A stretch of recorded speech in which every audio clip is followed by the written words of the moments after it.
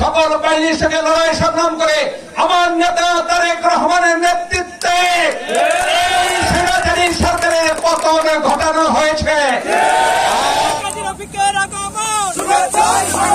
বগুড়ার সারিয়াকান্দিতে ঈদুল আজহার উপলক্ষে ঈদ পূর্ণমিলনী ও আলোচনা সভা অনুষ্ঠিত হয়েছে। রবিবার বিকালে বুহাইল ইউনিয়নের লক্ষ্মীখোলা বাজারে উপজেলা বুহাইল ইউনিয়ন বিএনপি সহ সকল অঙ্গ সহযোগী সংগঠনের আয়োজনে প্রধান অতিথি হিসেবে বক্তব্য রাখেন বগুড়া ১ সারিয়াকান্দি সোনাতলা আসনের সাবেক জাতীয় সংসদ সদস্য আলহাজ কাজী রফিকুল ইসলাম।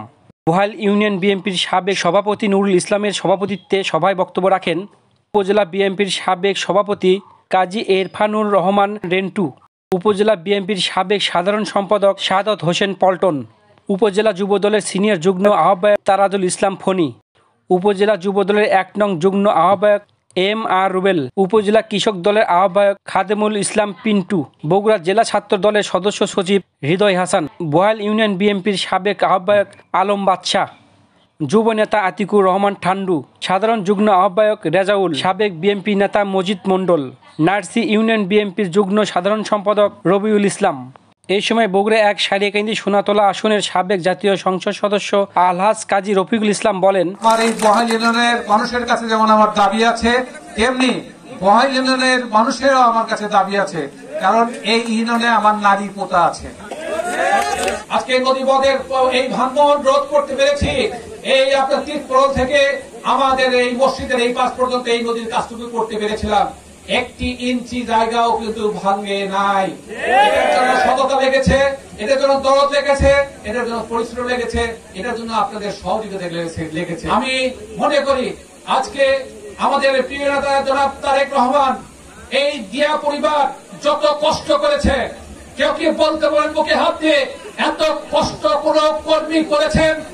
আজকে আমাদের শহীদ জিয়ার পরিবারকে অবরুদ্ধ করে, আমাদের প্রিয় নেত্রীকে অবরুদ্ধ করে রাখা হয়েছে। আজকে প্রিয় নেতাকে তাদের হাড় ভেঙে তাকে হত্যা করার চেষ্টা করা হয়েছিল।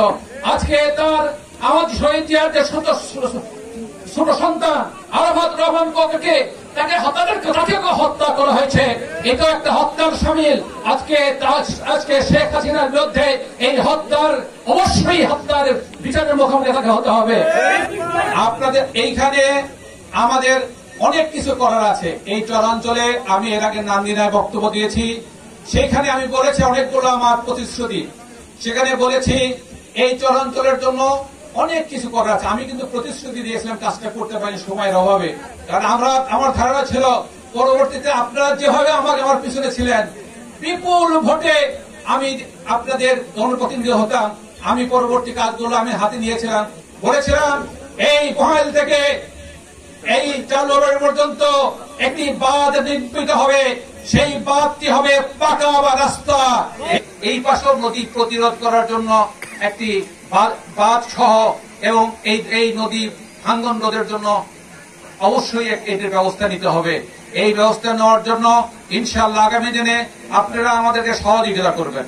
আপনারা সহযোগিতা করেন, তারেক রহমানের হাতকে শক্তিশালী করেন, বেগম খালেদা জিয়ার হাতকে শক্তিশালী করেন, আমাদের বিএনপির পতাকা দল ঐক্যবদ্ধ থাকেন। ইনশাআল্লাহ অবশ্যই আপনাদের সকল মৌলিক দাবিগুলি আমরা পূরণ করে দিব ইনশাআল্লাহ। এইখানে স্কুল নামে মাত্র স্কুল আছে, কিন্তু শিক্ষা ব্যবস্থা যোগ্যোপযোগী নাই। এইখানে কোন শিক্ষক ভালো শিক্ষক নাই, এখানে ছাত্র আছে ভালো শিক্ষক নাই। এই শিক্ষা প্রতিষ্ঠানগুলো উপযোগী করার জন্য আমাদের পাইলট স্ট্রিম নিতে হবে, একটি কলেজ এখানে প্রতিষ্ঠা করতে হবে। কি বলেন? আজকে কলেজ অবশ্যই প্রতিষ্ঠা করতে হবে। আজকে এই 6 দিনের জন্য আমি কাজ শুরু করেছিলাম, শেষ করতে পারি নাই, এবং আগামী দিনে এইখানে অবশ্যই একটি হাসপাতাল প্রতিষ্ঠার দাবি রাখে। আজকে বলতে চাই এই এলাকার মানুষের জন্য কমপক্ষে 50 বেড নিয়ে একটি হাসপাতাল অবশ্যই এখানে প্রতিষ্ঠা করতে হয়েছে। আজকে আরো দাঁড়িয়ে দাবি রাখে এইখানকার মানুষ সবকিছু এখানে ফসলাদি আপনি দিতে জামালপুরতে নিয়ে যেতে পারেন, কিন্তু সবসময় জামালপুরের রাস্তা ভালো থাকে না।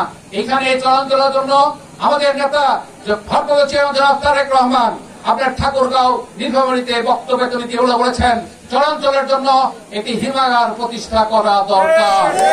আজকে আমিও বলতে চাই, আমি নান্দিনার চরের তারও আগে আমি ঘোষণা দিয়েছিলাম, কারণ আমার নেতা তারেক রহমান এই বুহাইল সহ কোন চরাঞ্চল নাই তিনি সেখানে যান নাই। এই চরাঞ্চলের মানুষের সাথে আমার মনে হয় বাংলাদেশের যতগুলো থানা বা সংসদীয় আসন আছে সবচেয়ে বেশি আমার এই সংসদীয় আসনের সঙ্গে তিনি সম্পৃক্ত ছিলেন।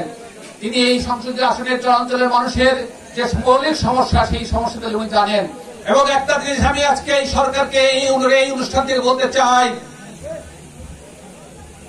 বিএনপি মানে বাংলাদেশ, বিএনপি মানে আপামর জনতা, বিএনপি মানে শহীদ জিয়ার রাখাল রাজারা বাংলাদেশ, বিএনপি মানে 19 দফা কর্মসূচি দিয়ে যে শহীদ জিয়া সারা বাংলাদেশে ঐক্যবদ্ধ করেছিল সেই বাংলাদেশের মানুষ এই বিএনপি যখন কোন কথা বলে সেই কথার সঙ্গে আপনি বিতর্কে জড়াবেন না। সেই আওয়ামী লীগ এত পুলিশ, এত র্যাব, এত সেনাবাহিনী, এত তাদের বাহিনী, লাল বাহিনী, ছাত্রলীগ বাহিনী, সবুজ বাহিনী, সকল বাহিনীকে সাথে যুদ্ধ করে, সকল বাহিনীর সাথে লড়াই সংগ্রাম করে আমার নেতা তারেক রহমানের নেতৃত্বে এই সেনাচারী সরকারের পতন ঘটানো হয়েছে। আপনারা যদি আমার নেতার সঙ্গে আপনার কোন মৌলিক পার্থক্য দেখান তাহলে আমি শুধু বলবো আপনি অনেক সম্মানিত মানুষ, আপনাকে এলাকায় এই দেশের মানুষ সম্মান করে, কিন্তু আপনি অসম্মানিত হয়ে যাবেন, এই এলাকার মানুষ আপনাকেও ক্ষমা করবে না। আজকে তাই বলতে চাই, আপনি অবিলম্বে আপনি ছোট ছোট দলের কোনো কথা শুনবেন না। ছাগল দিয়ে হাল চাষ করা যায় না, ছাগল দিয়ে কোনোদিনও হাল চাষ হয় না ভাইরা আমার। কাজেই আজকে বলতে চাই, আপনি এই বিএনপির মধ্যে যে পরিপক্ক দল এবং তার নেতৃত্বে যে জোট আছে, যেই জোট যে কথা বলে সেই কথা আপনি সেই অনুযায়ী কাজ করেন।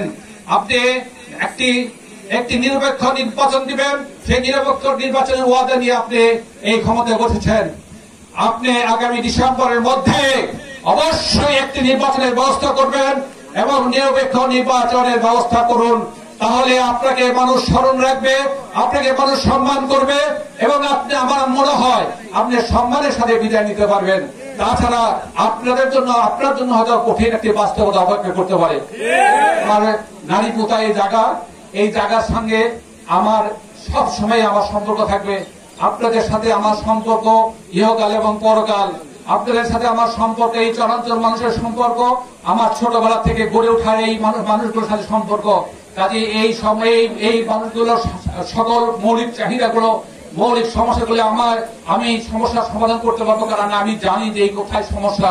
আগামী দিনে এই দুঃসাধ্য কাজগুলি করতে চাই, আপনারা সহযোগিতা করবেন, আপনারা সকল মানুষ ঐক্যবদ্ধ হয়ে তারেক রহমানের নেতৃত্বে ঐক্যবদ্ধ থাকবেন, এই প্রত্যাশা জানিয়ে, এই আহ্বান জানিয়ে আপনাদের সকলকে ধন্যবাদ জানিয়ে আমার বক্তব্য শেষ করলাম। আল্লাহ হাফেজ। বাংলাদেশ জিন্দাবাদ।